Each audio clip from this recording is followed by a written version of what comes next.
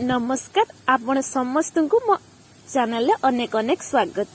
जो माने चैनल नुआ अच्छे चैनल को जल्दी जल्दी सब्सक्राइब करंतु, वीडियो पूरा फुल वॉच करंतु। वीडियो भल लगे वीडियो को लाइक कमेंट शेयर निश्चय करंतु। तो आज आम गोटे बहुत ही सुंदर और यूनिक रेसिपी आपण मान सहित शेयर करी। माने यूनिक रेसिपी नुहे, माछ मसलाटा तैयारी करिवार प्रोसेसटा ही यूनिक। तो आज पागरे डिमांड देखी स्वामी सकाल सकाल कहला आज रोही माछटा करबा। तो मार्केट जाऊ जाऊ देखु तो बहुत ही सबु दुकान में प्राय तो बहुत ही माने अधिक रु अधिक रोही माछ मार्केट रे पड़ितला। तो गोटे पाखापाखि किले हम गोटे रोही माछ धरी घरे आसी पहुंची गली।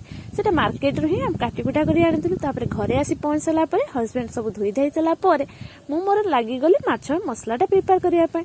तो प्रथमे माछ को आमे मैरिनेशन करि नेबा। सेति पय मु एठी हळदी लूण किछि सुरिस तेल आ गोटे फाड़ लेंबू चिपुड़ नहीं। आम तो यहाँ बेसी समय रेस्ट लेके रखी पारिबानी। 2-4 मिनिट पाखापाखि रखी सारा पूरा कढ़ा गरम तेल रे सबको भल भाव फ्राए करनेबा। बहुत ही भल भाव फ्राए करेंगे जहाद्वारा आम माछ मसलाटा बहुत ही सुंदर लगे। आज पूरा बिहारी स्टाइल माछ मसलाटा प्रिपेयर करिछि। आपण माने जदि आगरु एही प्रोसेस रे केबे ट्राई करिछन्ती मते कमेंट माध्यम रे निश्चय जणांतु। जदि केबे ट्राई करि नाहंती ताहाले थरे निश्चय ट्राई करंतु। जो माने भी चैनल नुआ अच्छे चैनल को जल्दी जल्दी सब्सक्राइब करि नियंतु। तो माछ भाजी सारा पर मु एठी हमर सीक्रेट जोड़ा हमर मसलाटा प्रिपेयर करनेबा।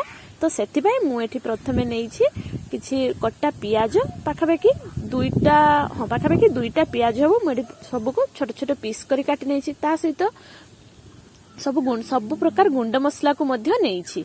आपण चाहिले आहुरी एक्स्ट्रा गुंड मसला मध्य ऐड करि परिबे। बट मु एठी नेइछि काश्मीर चिल्ली, हळदी, जीरा और धनिया पाउडर, गरम मसला आ लूण आ ता सहित किछि कस्तूरी मेथी आ अदा रसुण आ गोटे रसुण नेइछि 2 इंच पाखापाखि अदा नेइछि 2टा टमाट नेइछि। ता सहित घरे आपण मानकर जहाँ भी अवेलेबल थिबो गोटे मसला सबको नहीं पारिबे।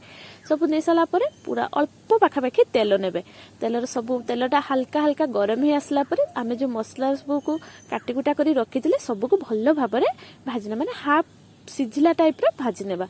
एही प्रोसेसटा आपण माने करिकि देखिबे। माछटा हमर बहुत ही शीघ्र बनि जिवो, जम्मा भी लेट होबनी। जो माने ऑफिस जाउथबे किबा घरे लंच टाइम बहुत बेनुस थिबो बट खाଇବା प्रिपेयर पे लेट हे जाउथबो, एही प्रोसेस आपण माने निहाती थरे अप्लाई करंतु।